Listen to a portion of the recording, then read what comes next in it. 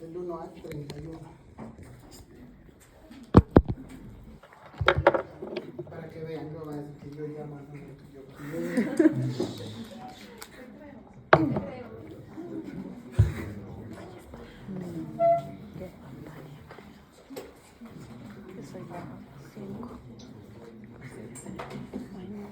El 11. Chicos, tienen su tablet, cuadernos, laptop, todo.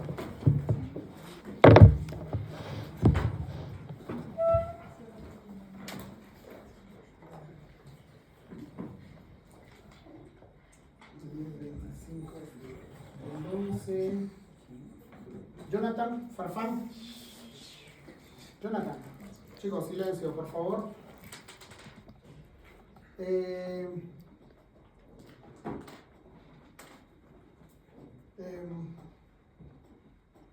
¿Cómo confirmas el diagnóstico de una anemia perniciosa?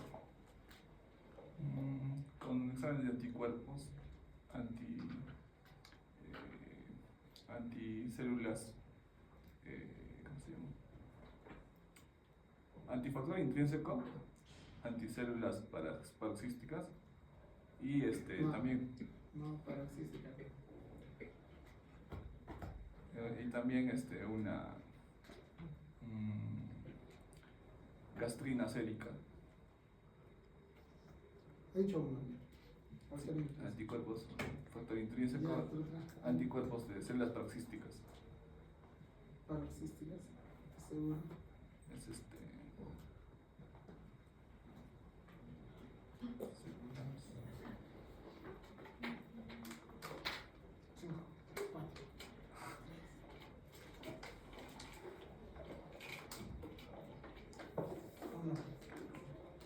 No son paroxísticos, ¿no?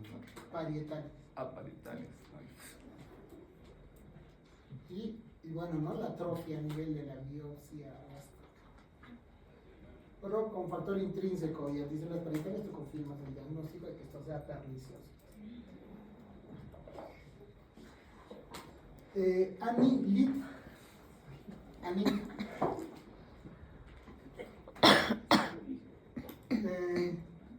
Cuatro síntomas específicos, síntomas clínicos específicos de una anemia megaloblástica. Una lengua de papila roja, ¿ya? apresada, síntomas neurológicos, pues, parecias, psiquiátricos, depresión, esquizofrenia. Síntomas esquizofrénicos, ¿no? Esquizofrenia es otra enfermedad. Síntomas.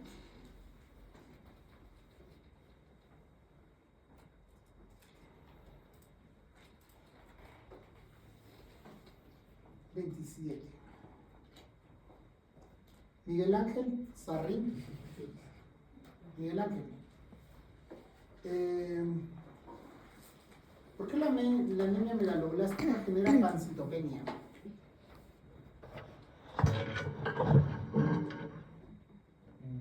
Puede ir de acuerdo a su fisiopatología que puede generar una macrocistosis y por lo tanto la destrucción de los glóbulos.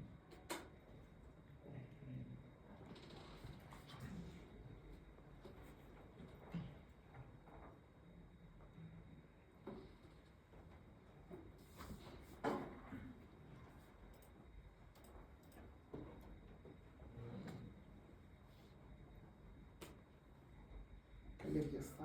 Vamos hasta abajo. Brandon Sarabia. Brandon. ¿Por qué una anemia megaloblástica genera pancitopenia?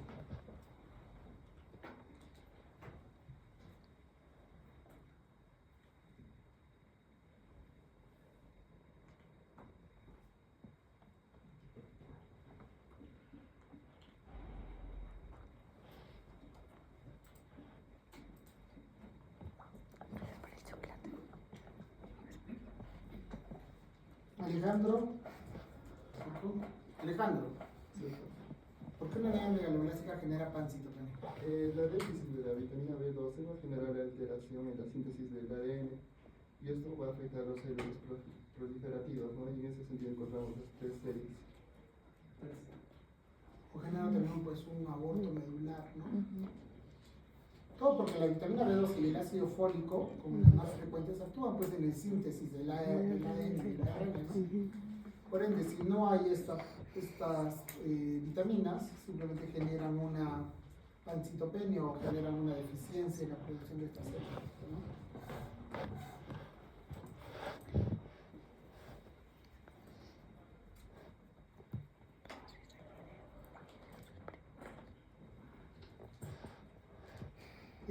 Junior, Licona, Junior.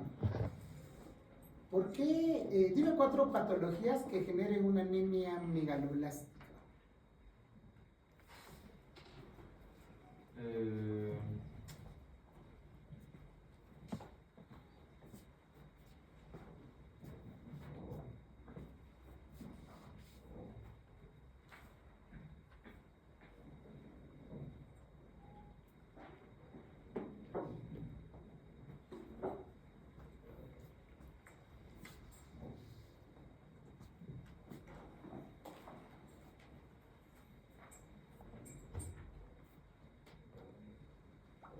¿No?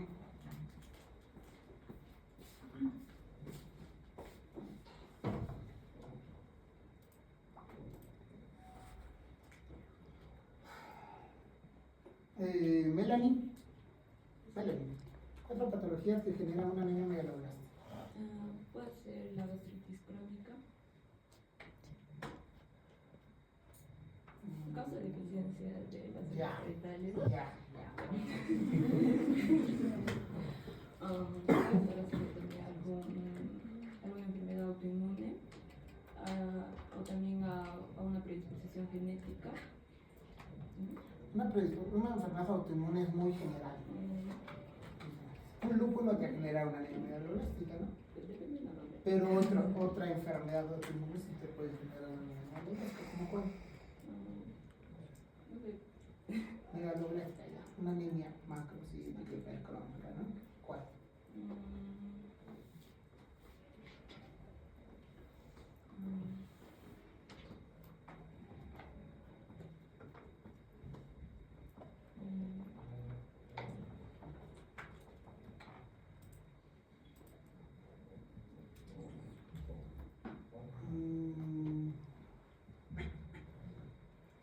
Rosy, ¿dónde está?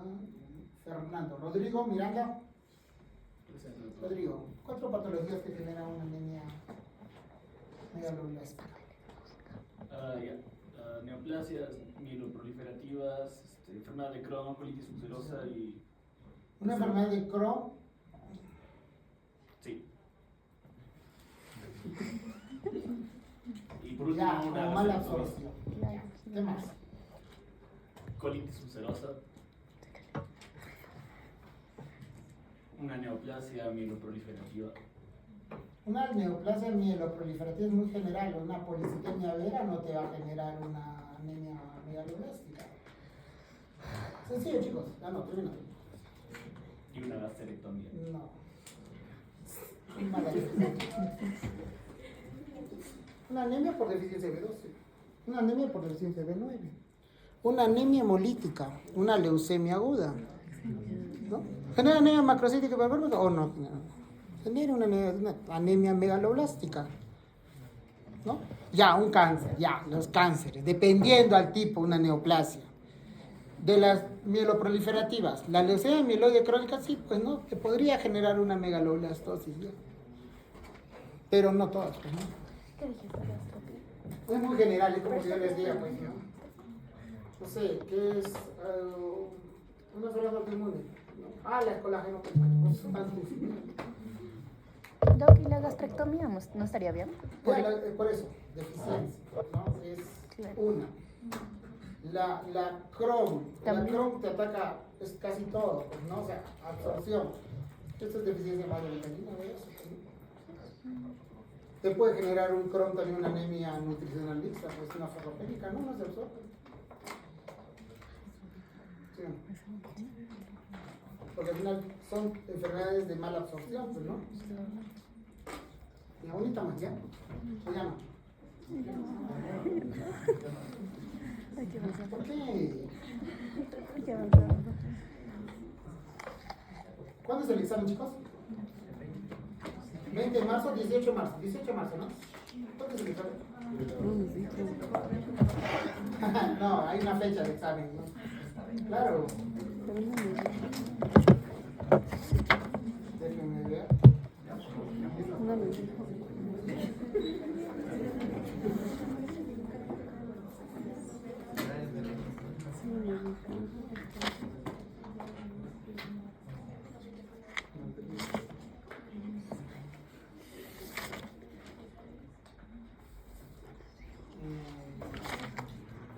Ya se te pasó así la buena.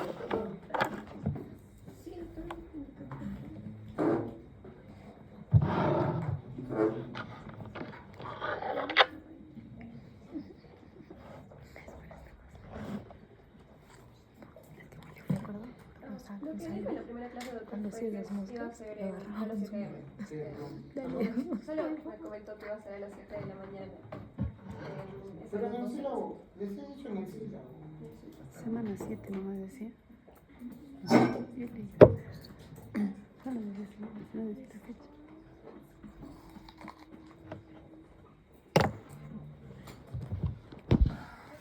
Todavía me preguntaron si había posibilidad de cambiar la fecha. No, en el sílabo está como según calendario académico.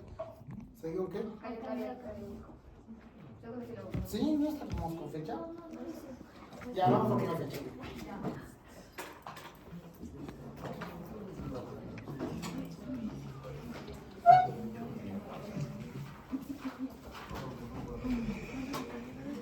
Anemia megaloblástica, chicos. La anemia megaloblástica es la segunda pues anemia nutricional, ¿no? La más frecuente.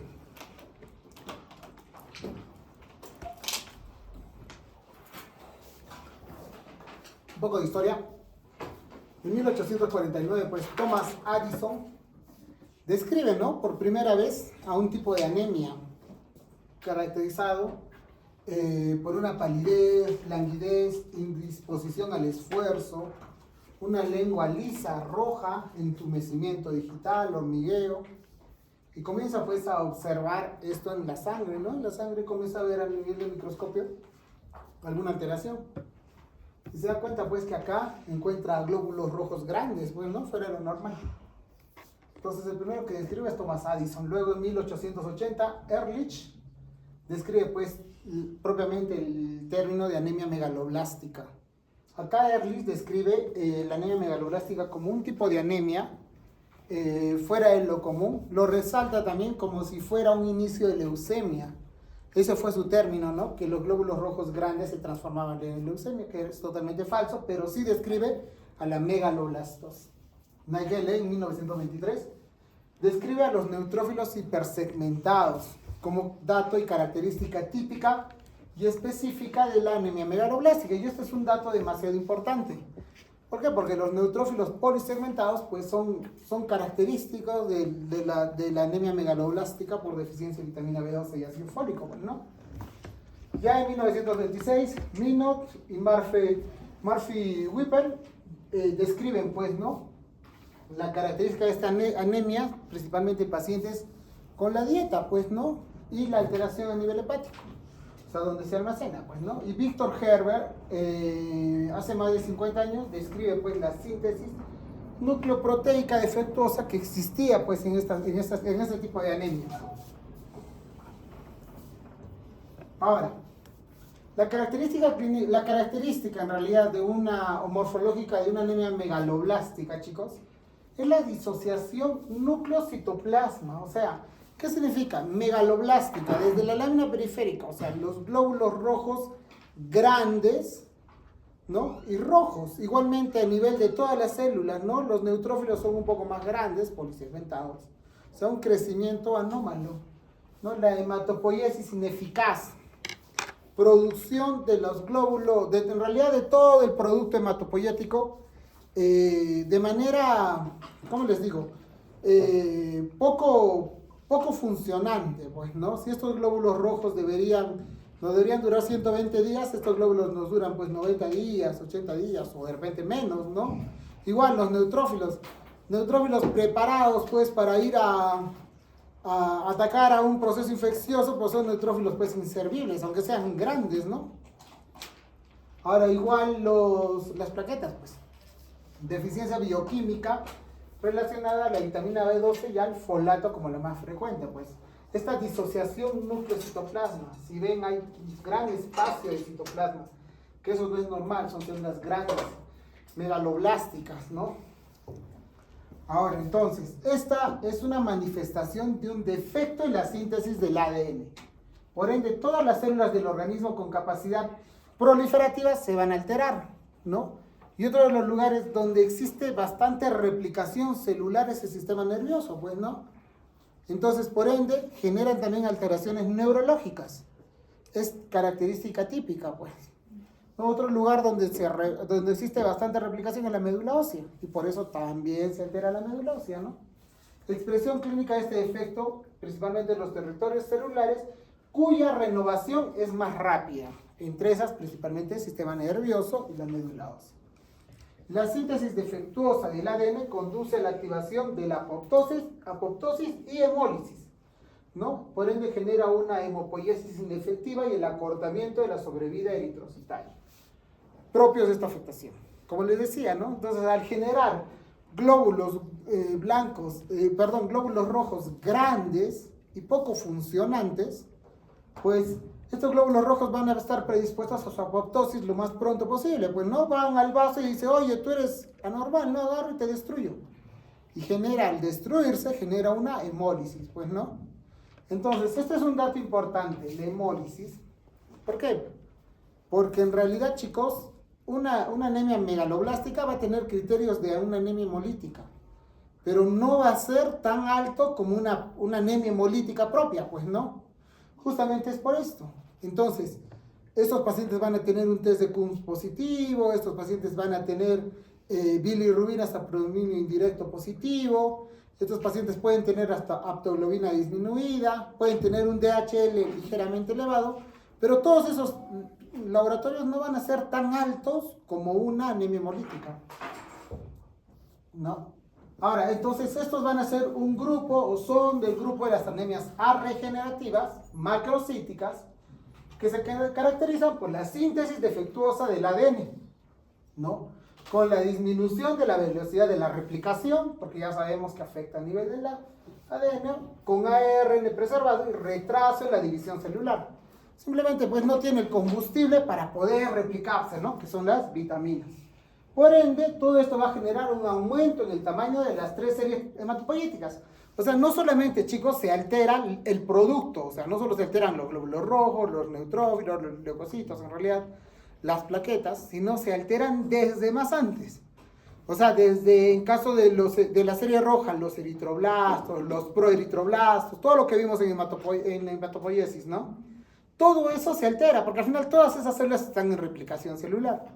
Entonces, todas las células hematopoyéticas generan una megaloblastosis. Pues. Asincronía madurativa núcleo-citoplasma, una eritropoiesis ineficaz con aborto intramedular, dando lugar a alteraciones bioquímicas. ¿Qué significa ese aborto intramedular? Que van a expulsar pues estas células inmaduras y va a generarse ese proceso de apoptosis y hemólisis, pues, ¿no? Y va a estimular a eso. Eritrocitos de gran tamaño con aumento del volumen corpuscular y hemoglobina corpuscular pueden hacer pancitopenia con hipersegmentación de los neutrófilos y la reticulocitopenia, pues, ¿no? Disminución de los reticulocitos. Esta es la diferencia con la hemolítica, ¿no? La hemolítica sí te genera reticulocitos altos, pues, ¿no? Ahora, recuerden, hipersegmentación de los neutrófilos. Cuando hablábamos de hemogramas, hablamos de cuánto es desviación a la izquierda y a la derecha, pues, ¿no? Entonces, desviación a la derecha es la presencia de hipersegmentación en los neutrófilos. Y esto es carasalusa, ¿no? Esto es característico, pues, de la anemia megaloblástica. Entonces, ¿qué significa esto? Que va a haber a nivel de la médula ósea, entonces en todo el proceso hematopoyético, que ya sabemos, se genera, pues, existe la disminución de los folatos, vitamina B12 o ácido fólico, ¿no? Esto va a estimular a la alteración propiamente de la síntesis del ADN. Y esta síntesis del ADN va a generar un asincronismo en la maduración nucleocitoplasma propia de la anemia megaloblástica, pues, ¿no? Va a generar todas las células grandes y deformes, ¿no? O bueno, grandes y poco funcionantes. Y por ende va a afectar a las 3 series, ¿no? Y va a estimular una pancitopenia, pues. La mayoría de los megaloblastos se hemolizan intramedulosa, la mayoría, ¿no? Pero ese aborto hematopoyético es pues a nivel periférico. Entonces, toda esta alteración va a generar una eritropoiesis ineficaz con leucopenia, trombocitopenia, anemia, propiamente, y neutropenia, pues, ¿no? La epidemiología es la tercera causa de anemia más frecuente y la segunda la nutricional. Aparición de patología gastrointestinal entre la población general, típico, ¿no? Pacientes con problemas gástricos o gastrointestinales te pueden estimular a esta enfermedad. El 95% de las deficiencias de los factores vitamínicos el 95% de las anemias megaloblásticas es por factores vitamínicos, pues B12 y ácido fólico. El resto se va a dar pues vamos a encontrar una anemia megaloblástica en una leucemia aguda, en una anemia hemolítica, podemos encontrar hasta un linfoma con infiltración en médula ósea, etc., ¿no? Menos frecuentes son los fármacos citotóxicos y hasta un síndrome mielodisplásico. Entonces, la vitamina B12. ¿Cuál es la característica de la B12? La B12, chicos, tiene un tiempo de aparición de déficit o el tiempo de almacén que nos dura la vitamina B12 de 2 a 4 años. Esto es un dato demasiado importante. ¿Por qué? Porque no vamos a pensar en un bebé de 1 año que tenga deficiencia de vitamina B12, pues no. Entonces, ¿por qué? Porque su almacén del bebé le va a durar hasta 2 años. Hasta de 2 a 4 años, chicos. Entonces, es poco frecuente encontrar una anemia megaloblástica por deficiencia de B12 en niños, pero no es absoluto, pues, ¿no? El requerimiento diario es de 1 a 2 microgramos al día, ¿no? Lugar de absorción en el ileum. ¿Qué más? Se almacena en el hígado, ¿no? El suplemento es literalmente con la formas terapéuticas, cianocobalamina o hidroxicobalamina, que es lo mismo, pues, ¿no? Ahora, el fuente de origen, principalmente animal, hígado, riñón, que ahorita lo vamos a ver.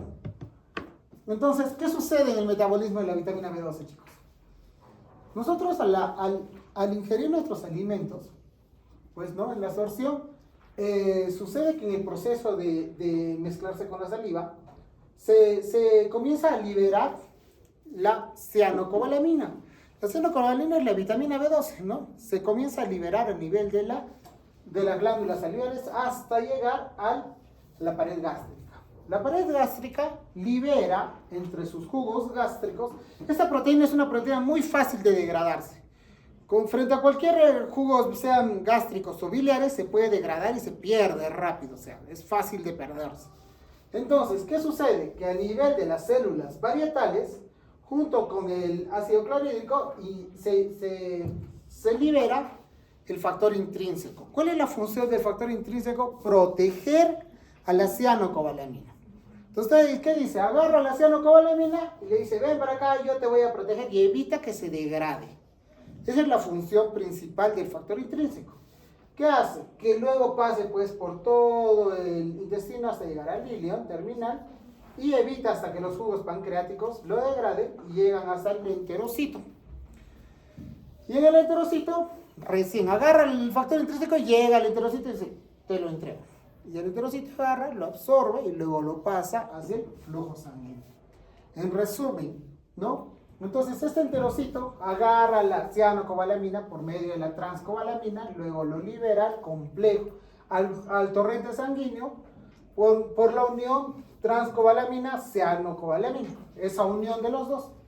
Y eso se transporta y se llega a almacenar por sanguíneo. No, miren, si la vitamina B12 no está acoplada a una sustancia como el factor intrínseco, se degrada y no es útil para el organismo. Entonces esto es un dato importante, ¿no?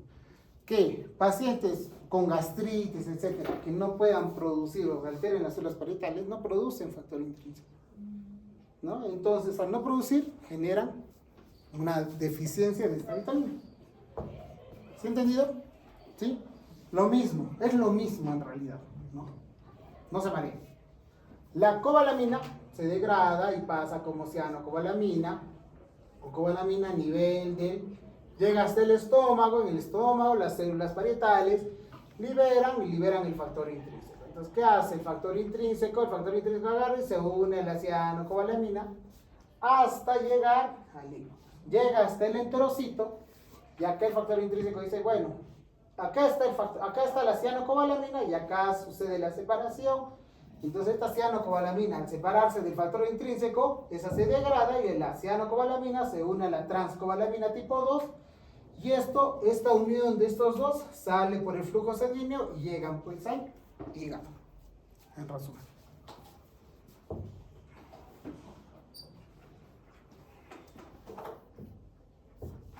Ahora, el folato o el ácido fólico. El ácido fólico es distinto, ¿no? El ácido fólico, miren chicos, tiene un tiempo de aparición de su deficiencia en promedio de 3 a 4 meses. Algunas guías dicen hasta 6 meses de almacén, ¿no? Entonces, es importante, ya teniendo este tiempo de almacén, ¿cuál de las dos sería la más frecuente? ¿La B12 o el ácido fólico? El ácido fólico, pues, ¿no? Entonces, el bebé también tiene que nacer con un buen depósito de ácido fólico, ¿no? Si es que la mamá tiene un buen depósito. El requerimiento diario es de 50 a 200 microgramos, pues no. Ahora, ¿qué más? Se absorbe, lugar de absorción, duodeno y yeyuno, ¿no? Igual, alimentos de origen animal, hígado, riñón, etc. Entonces, en caso del ácido fólico, los folatos, igual, a nivel salival se degradan y se dividen en dos unidades básicas. Propiamente el folato y el ácido fólico, ¿no? El folato y el ácido fólico ingresan, por los dos ingresan, bueno, como folato, ácido fólico, que es el suplemento, ingresan hasta el intestino, hasta el... Este sí es resistente, o sea, frente a los jugos gástricos y jugos pancreáticos, no se degrada, ¿no? Llegan hasta el duodeno y el yeyuno y llegan al enterocito. Ahí llegan como unidades básicas, ¿no? Como folato o ácido fólico, hasta el lugar del duodeno y yeyuno donde sucede la absorción. Entonces, esta unidad de folato y ácido fólico captado por el enterocito llega y se convierte o lo degrada en monoglutámico, que es la unidad básica o la unidad básica de estas estructuras. Entonces, ese monoglutámico, que es lo mismo, va a pasar por un transporte activo hacia la parte sanguínea y se convierte eso en ácido metiltetrahidrofólico. Esto se reduce y se convierte en un ácido tetrahidrofólico. Esto se reduce y se convierte al final en un ácido formiltetrahidrofólico, ¿no? Que esta es la unidad que se va a ir a almacenar al hígado. Pues es una degradación un poco más compleja, pero en realidad entre los dos, pues el ácido fólico es más resistente para su absorción. O sea, su capacidad, si tú suplementas a un paciente con ácido fólico, vas a asegurar su absorción, ¿no? No es como la vitamina B12. La vitamina B12, si tú das un suplemento bioral, no estás seguro si se va a absorber o no se va a absorber. Ahora, causas más frecuentes de megaloblastosis, ¿no? Aporte insuficiente, mala absorción, ¿no? Parasitosis. La parasitosis también genera una deficiencia de vitamina B12. A nivel genético, en las embarazadas, ¿no? El aumento el aumento de la demanda, por lógica. Aumenta su demanda, ¿por qué? Porque el bebé tiene que absorber todos sus depósitos de la mamá, pues, ¿no? Para poder nacer bien, tener un buen depósito. Igual, mala absorción, parasitosis, igual en adultos, una anemia perniciosa, ¿no? Alcohólicos, igual en adultos añosos los medicamentos, deficiencia, una anemia perniciosa. Causas genéticas hay un montón, pues deficiencia de todo el proceso fisiopatológico. Se degrada o no se produce transcobalamina, es una causa genética y por ende no se absorbe, pues, ¿no? Igual, en realidad son rarísimas, pero las hay, pues, ¿no? Mala absorción. Entonces, ¿cuándo consideramos una anemia perniciosa o llamada también de Addison? Esta es la mala absorción por la ausencia de la síntesis del factor intrínseco. secundario a una atrofia de la mucosa gástrica, o sea, una gastritis de manera crónica, pues, ¿no? Acá existen dos teorías, ¿no? Una teoría es la teoría autoinmune, que va contra las células parietales del fundus y del cardias gástrico. Ahorita lo vamos a ver. ¿No? Esta es una biopsia, chicos, de una pared gástrica normal, y esta es de una pared gástrica de una anemia perniciosa, pues, ¿no? Donde las células parietales, que son estos puntos rojos, no existe, pues, no se degrada propiamente. Hay otra teoría donde dice que se asocia más a otras enfermedades, entre esas todas las enfermedades relacionadas a autoinmunes, o que existe una predisposición genética relacionada al antígeno HLA, que en realidad es un problema más autoinmune, ¿no? Entonces, la anemia perniciosa, chicos, se relaciona a ¿qué? A que el cuerpo, por algún motivo, dentro de eso las células dendríticas, agarran y comienzan a producir anticuerpos frente a la liberación del factor intrínseco. ¿Y qué hacen? ¿No? Ingresa la vitamina B2 a la nutrición. Y este anticuerpo que tiene el mismo receptor, la misma forma de una vitamina B12, bloquea y atrapa el factor intrínseco. Simplemente bloquea y evita que la transcobalamina, o la cianocobalamina, perdón, la cianocobalamina se absorba, pues, ¿no? ¿Por qué? Porque esta inmunoglobulina ya ha sido captada por el factor intrínseco. Y la otra es que simplemente existe un proceso por la gastritis crónica, una alteración de las células parietales y la destrucción de las células parietales, y también no se produce factor intrínseco. Ahora, los criterios de una anemia perniciosa. Primero, ¿cuándo sospechamos de una anemia perniciosa? Un paciente que tenga deficiencia de vitamina B12 menos de 100 o 150. ¿Ok? Esto es relativo, ¿no? ¿Por qué? Porque lo normal, chicos, los valores normales de una vitamina B12 es entre 200 y 800. Algunos laboratorios te ponen de 200 a 1000. Pero para todos nosotros, la deficiencia de una vitamina B12 es menos de 500. Menos de 500 es deficiente. ¿Está bien? Entonces, si un paciente va a tener una vitamina B12 en 150 o menos de 200, ya es severo. O sea, no es normal tener una deficiencia tan baja. A no ser que el paciente sea, pues, que en 4 años, o de 2 a 4 años, no coma nada de vitamina B12, pues, ¿no? Ahora, ya hay tantas formas de presentación de los alimentos. Entonces, una vitamina B12 tan baja, chicos, es un criterio para sospechar en una anemia perniciosa. Segundo, dosar los anticuerpos antifactor intrínseco y anticélulas parietales. Esto te confirma el diagnóstico de anemia perniciosa. Atrofia gástrica, diagnosticada por una biopsia. Y bueno, el tratamiento en estos casos es de por vida, chicos. No es como una carencial o una nutricional, que la vamos a suplementar y ya, pues, ¿no? En 6 meses o en 1 año ya está y lo dejamos y ya, solo alimentación. En este caso, el paciente nunca va a producir, va a absorber vitamina B12. ¿Por qué? Porque las células parietales dañadas no se van a volver a regenerar, ¿no? Por ende, no va a haber factor intrínseco y estos pacientes nunca van a absorber la vitamina B12. La clínica, chicos, fuera de todos los síntomas de anemia, ¿no? Ya sabemos los síntomas de anemia: cansancio, palidez, astenia, debilidad,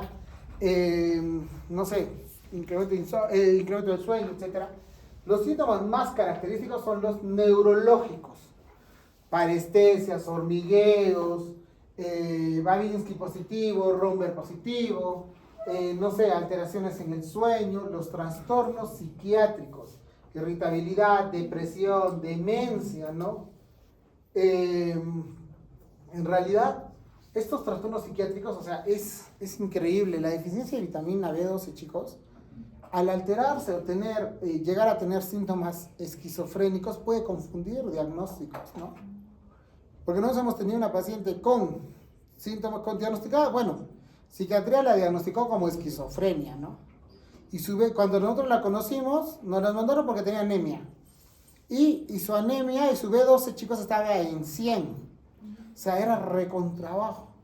Pero todo el daño neurológico que genera esto ya es irreversible, ¿no? Por eso, dentro del tratamiento, ¿no? Alguna vez se han colocado Neurobión. o han colocado a sus papás o a alguien que está con dolor en las lumbalgias, etcétera, ¿no? Las ciáticas, etcétera. El neurobión es vitamina B12, pues. Solo es vitamina B12. Entonces, chicos, va relacionado a la clínica neurológica. Entonces, anemia megaloblástica es una clínica típica neurológica, ¿no? Fuera de eso, lengua depapilada, roja o también llamado una lengua aframburesada. Es la diferencia con la anemia ferropénica, ¿no? En la anterior semana hemos hablado de la anemia ferropénica, era una lengua pálida y depapilada. Puede tener hasta un tinte ictérico, ¿no? Porque genera una hiperbilirrubinemia, predominio indirecto. Típico también de criterios propiamente de hemólisis, pues, ¿no? Los síntomas neurológicos. El compromiso del cordón posterior y lateral genera, pues, y a nivel del cerebro, que está comprometido, el 20% comienza con síntomas neurológicos puros, ¿no? Al inicio son alteraciones de sensibilidad como hormigueo, pinchazón, adormecimiento. El cordón posterior disminuye la sensibilidad vibratoria, Romer alterado o positivo, torpeza al caminar, a la marcha, sentido postural afectado. A nivel del cordón lateral, paresia, marcha espástica, Babinski positivo, hiperreflexia. A nivel de la corteza cerebral, trastornos mentales, irritabilidad, olvidos, demencia, depresión. Entonces, todos estos síntomas, chicos, solo se puede generar por deficiencia de vitamina B12. Solo por la deficiencia de vitamina B12. Ahora, el diagnóstico. El diagnóstico de esto debe ser precoz, ya que la clínica neurológica suele ser irreversible e intensa en casos tardíos de detección. Como esa paciente esquizofrénica, pues no. La han tratado como esquizofrenia un buen tiempo y solo era deficiencia de B12. Ya, pero el daño neurológico ya está, pues. Entonces, hay que saber detectar, sí. No siempre piensen en anemia en ferropénica, pues. No siempre piensen en una anemia ferropénica. Ahora, a nivel del hemograma, vamos a encontrar una anemia macrocítica, hipercrómica o normocrómica, que es hipercrómica. Una anemia leve, moderada, puede llegar hasta severa. ¿Qué más? El BCM, no más de 100, el HCM igual, reticulocitos disminuidos. Podemos tener leucopenia con neutropenia, hasta trombocitopenia, como una pancitopenia, pues, ¿no? O una bicitopenia. O hasta a veces tenemos solamente trombocitopenia o leucopenia y no tenemos anemia. ¿Me entienden? Entonces, si no tenemos anemia y es macrocítica, hipercrómica y tenemos plaquetas bajas o leucocitos bajos, también sospechemos en una anemia por una deficiencia de vitaminas. No es anemia por lógica, pero sí puede ser deficiencia de vitaminas. La bioquímica, el DHL o la deshidrogenasa láctica aumentada, ¿no? Aumentada, pero no tan alta como una hemolítica, ¿no? ¿Qué más? La ferritina sérica aumentada por el proceso también inflamatorio, bilirrubina aumentada, predominio indirecto, el hierro aumentado, la lactoglobina disminuida, pues típicas de una hemólisis. A nivel de sangre periférica, chicos, vamos a encontrar los glóbulos rojos grandes, pues, ¿no? Grandes, macrocíticas, hipercrómicas, ¿no? Como estas. Son glóbulos rojos grandes. Vamos a encontrar a nivel de los neutrófilos polisegmentados, ¿no? Un neutrófilo tiene de forma normal la polisegmentación de 3 a 5 segmentos. Más de 5 es polisegmentación, ¿no? Como este caso, 1, 2, 3, 4, 5, 6, 7, 8. Neutrófilo polisegmentado. Típico de una anemia megaloblástica. Típico. Más de una anemia por deficiencia de vitamina B12, ácido fólico. ¿No? ¿Qué más? Vamos a encontrar los anillos de Cabot, pues, ¿no? Algunos glóbulos rojos con esta característica. Típico también de una anemia megaloblástica. Pues. ¿Qué más? Deficiencia de las plaquetas. ¿Qué más? Los eritrocitos con cuerpo de Howell-Jones, que es retención de ADN, etc. A nivel del aspirado en médula ósea. A nivel del aspirado igual. Ya les dije, ¿no? Que esto genera una megaloblastosis a nivel hematopoyético. Y es lo mismo. Una hiperplasia eritroide, pues, ¿no? Típico eritroide son estas células, pues. Eritroide. Luego, una eritropoiesis ineficaz va a generar un aborto intramedular, de las cuales va a generar igual los megaloblastos, los neutrófilos que pueden llegar a dividirse o hacer polisegmentación, igual a nivel de los mielocitos o los promielocitos típicos grandes, ¿no? No son tan grandes como o de la manera normal. Pues los metamielocitos gigantes, pues estos son los metamielocitos. Esto es un metamielocito gigante, pues, ¿no? O el megacariocito grande con cromatina laxa, ¿no? No tenemos acá ningún megacariocito, pero igual, los megacariocitos igual tienen lóbulos, ¿no? Y estos son megacariocitos grandes. Entonces, en resumen, sangre periférica, macrocitosis, ¿no? A nivel periférico, los glóbulos rojos grandes y rojos, ¿no? Macrocítica y hipercrónica. Anisocitosis y poiquilocitosis, o sea, diferentes tamaños de glóbulos rojos. Los neutrófilos polisegmentados, ¿no? De 1 a 6 o de 1 a 5, en realidad algunas bibliografías dicen de 1 a 5, ¿no? Pero igual, más de 6 es polisegmentación. Una trombocitopenia leve a moderada, ¿cierto? Chicos, la pancitopenia de una megaloblástica no es tan severa como una anemia plástica o como una leucemia aguda. Recuerden, o sea, si nosotros vamos a sospechar con una pancitopenia de una anemia megaloblástica, pues puede tener una anemia leve a moderada, podemos tener trombocitopenia hasta moderada, quizás, no sé, menos de 50 es raro, menos de 50.000. Podemos tener una neutropenia leve a moderada, pero nunca severa o profunda. Eso es rarísimo. No es rarísimo encontrar una severa profunda. Pero generalmente todo esto es de manera moderada, ¿no? Y a nivel del amo vamos a encontrar una hiperplasia a nivel de las 3 series, pues, ¿no? Megaloblásticos igual grandes, leucopenias igual a normal, metamielocitos igual gigantes, igual los megacariocitos. A nivel de los anticuerpos ya hablamos, pues, ¿no? Que es muy específico para la anemia perniciosa, dosaje de factor intrínseco, etc. Su ausencia no excluye el diagnóstico, por eso también entra el criterio de cuánto es el dosaje del factor de la vitamina B12, o cuánto está la biopsia, ¿no? Los niveles de vitamina. Y confirmamos el diagnóstico dosando vitaminas. Es la única forma de que ustedes confirmen el diagnóstico. Bueno, yo puedo sospechar una megaloblástica, pues ya han visto, puede haber otras patologías. Pero ¿cómo confirmo? Dosando vitaminas, de 200 a 750. Algunas guías dicen hasta 800, ¿no? Menos de 500, chicos, deficiente. En caso del ácido fólico o el folato sérico, que es lo mismo, de 6 a 20. Algunas guías te marcan de 2 a 20, pero menos de 10, deficiente. O sea, ¿qué quiero decir? Menos de 500 en B12 requiere el paciente suplemento. Menos de 10 de ácido fólico el paciente requiere suplemento, ¿no? Y su clínica se puede desarrollar con esos valores. Ahora, las pruebas de Schilling. La prueba de Schilling se hacía, ¿no? Ahora ya realmente se hace muy poco porque ya existen, pues, a nivel laboratorial el dosaje de factor intrínseco o el dosaje de vitaminas, ¿no? Pero igual vale recalcarlo, pues, ¿no? Es una prueba donde se dosa o se mide el nivel de vitamina B12 a nivel sérico y la vitamina B12 a nivel de orina, ¿no? Antes era una prueba donde tú agarraban y te hacían tomar vitamina B12, ¿no? Y si es que a nivel de la vitamina B12 tomabas vitamina B12 radiomarcada, más te colocaban una B12 intramuscular.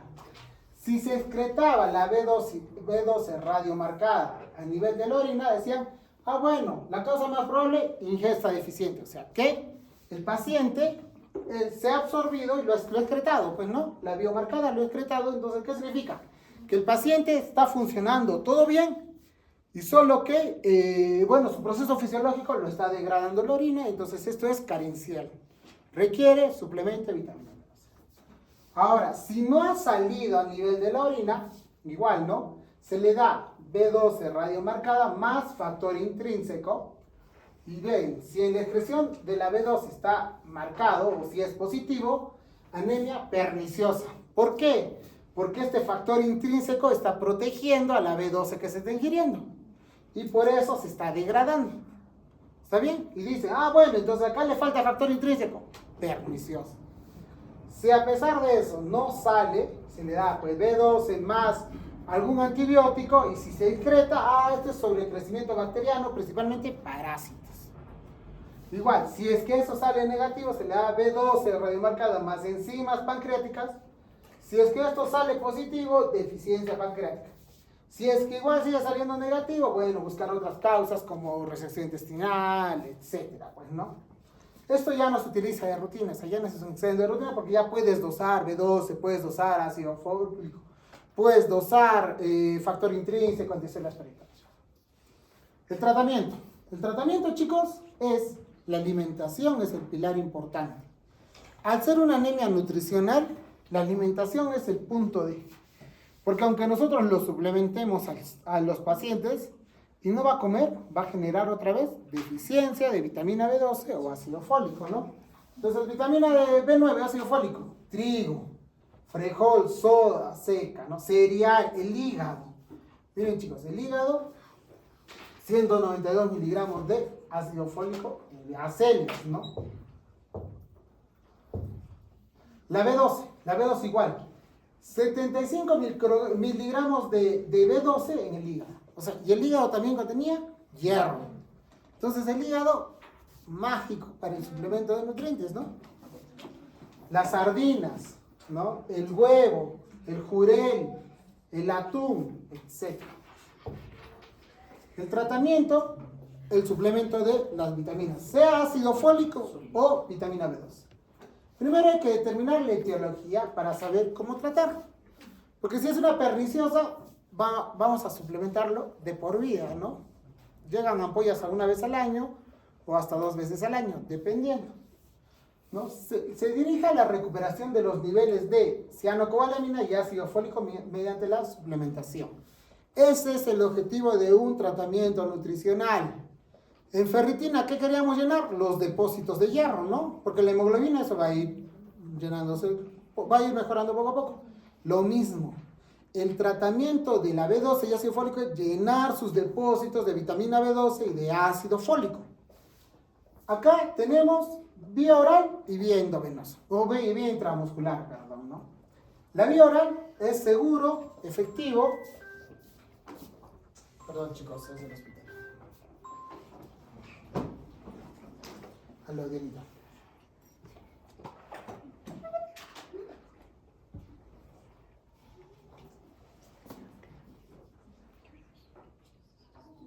El molestar es una tontera, ¿no?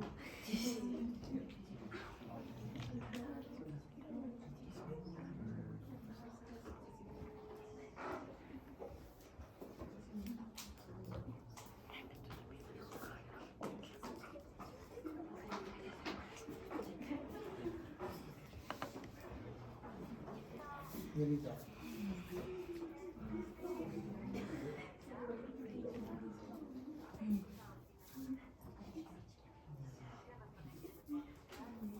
Sí, metronidazol. Ya. Sí, sí.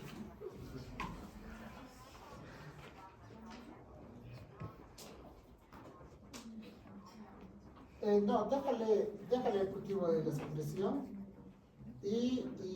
pero ¿quién se lo va a tomar? Gineco. No, ya, dale de frente el metronidazol. No, bueno, mañana ya te lo agradezco. ¿Ya? Sí, porque no está haciendo fiebre. ¿Ya? Ya.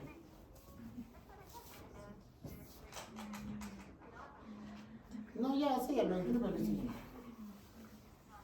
Sí, sí. ¿Ya?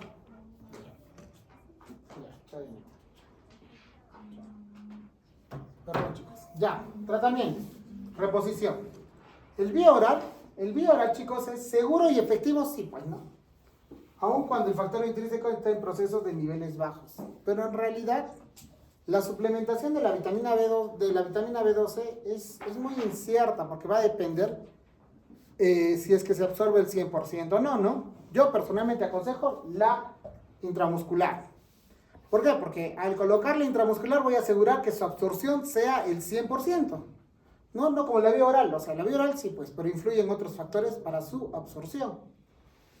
En la intramuscular se genera cuando es una deficiencia de vitamina B12 y con clínica neurológica, no es que se coloca, eso también quiero que cambien el pensamiento, de que no es que ya me coloqué una dosis y lo dejo ahí.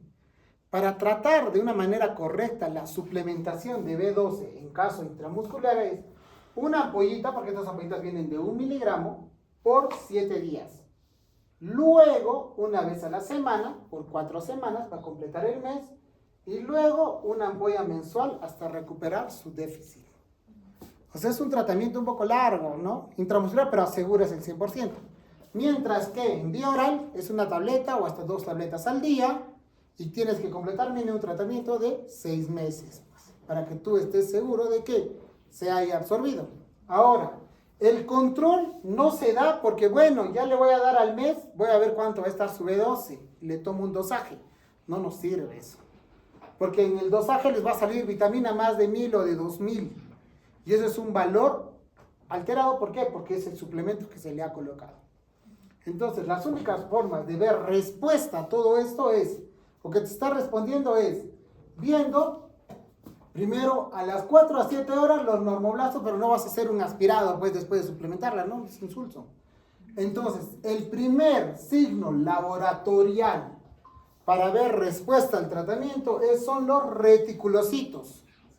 Entonces, si ustedes a los 7 días quieren saber si está funcionando su tratamiento o no, dósenle reticulocitos. Y los reticulocitos tienen que salir altos o elevados, ¿no?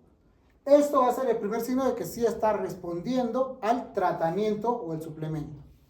Segundo, mire, si ustedes ya ven, va a mejorar su hipersegmentación, chicos, a las 2 semanas recién va a comenzar a producir neutrófilos buenos o normales.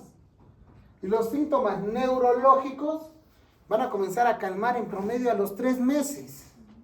O sea, es un proceso lento.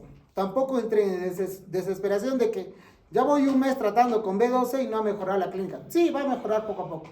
Pero a los 3 meses ya tiene que haber una mejoría clara a nivel neurológico, ¿no? La hemoglobina mejora 2 a 3 gramos cada 2 semanas, en promedio. Es lo mismo que la ferropénica. La ferropénica mejora 1 gramo en 2 semanas. Entonces, chicos, no esperen una respuesta aguda de hemoglobina en una anemia nutricional. Y eso hay que educar a los pacientes, ¿no? Y el ácido fólico. El ácido fólico es un tratamiento curativo, igual a la administración de 0.5, que es la dosis que te viene, a 1 miligramo al día, ¿no? Se espera que desaparezcan las manifestaciones clínicas y hematológicas de la megaloblastosis. En promedio es un tratamiento de 3 a 4 meses o hasta 6 meses, dependiendo cuán déficit ha sido el ácido fólico, ¿no? Se recomienda, lejos de las comidas, o no asociarlo a medicamentos. Igual, la respuesta, reticulocitos, 48 a 72 horas, alcanzando su pico máximo de 5 a 8 días. O sea, a los 7 días ya puedes ver respuesta por reticulocitos. Entonces, el primer laboratorio que te va a ver respuesta al tratamiento no es la hemoglobina, son los reticulocitos, recuerden. ¿Ya? Voy a hacerte una pregunta. Médula ósea normoblástica de 12 a 48 horas. La hemoglobina sube en promedio en la primera semana y se normaliza tras la 8ª semana todavía de tratamiento, ¿no? Igual, desaparición de la hipersegmentación a las 2 semanas. Entonces, chicos, esto es lento. No esperen una respuesta de tratamiento rápido. La base del tratamiento es la nutrición. Es la base del tratamiento. Recuerden, ¿no? Se prioriza dar el ácido fólico vía oral porque ustedes han visto, bien como ácido fólico o como folato, por parte de la alimentación o del suplemento, igual se va a absorber. A no ser que el paciente presente una resección intestinal, ¿no? O presente un intestino corto. Un intestino corto que tú le des ácido fólico no se va a absorber, pues porque no tiene lugar de absorción. Y ahí sí se recomienda dar vía endovenoso como folinato de calcio, ¿no? Para pacientes con deficiencia, pero esos pues son esporádicos. Igual la vitamina B12, ¿no? Si tiene una resección intestinal, que es típico de pacientes de cirugía o síndrome de intestino corto, pues no le vas a dar B12 vía oral, pues, ¿no?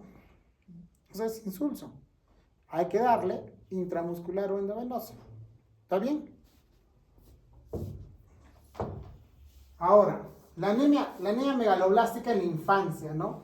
Esto es raro, pero no hay que descartarlo. Ya les dije, o sea, podemos tener deficiencia de vitamina B, principalmente de ácido fólico, ¿no? Ahora, pero la cobalamina es rarísimo, pero sí hemos tenido un caso, ¿no? Lo hemos llevado al niño de Breña, a este pequeño que nos marcaba B12 dosajes en 50, pues, ¿no? ¿Cuánto tiempo tenía? Creo que 6, 7 meses el pequeño. Rarísimo. Y al final, no sé qué enfermedad congénita le encontraron allá. Dentro de la infancia está la malabsorción selectiva de cobalamina, que es la más común.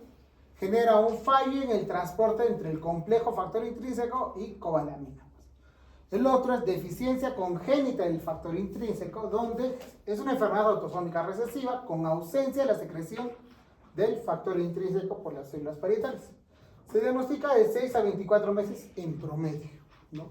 Deficiencia de la transcobalamina igual es una enfermedad autosómica recesiva que se da en el primer año de vida y requiere pues un diagnóstico precoz para evitar el daño grave e irreversible que genera a nivel del sistema nervioso central.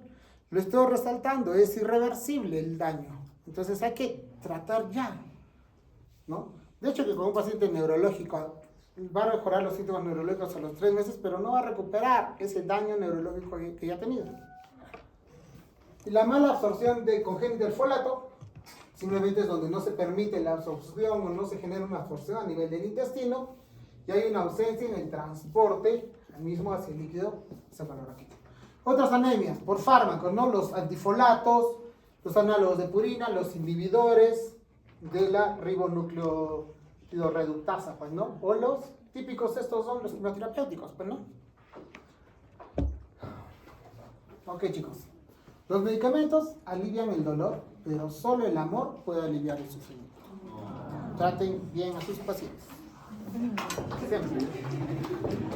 Ok, chicos.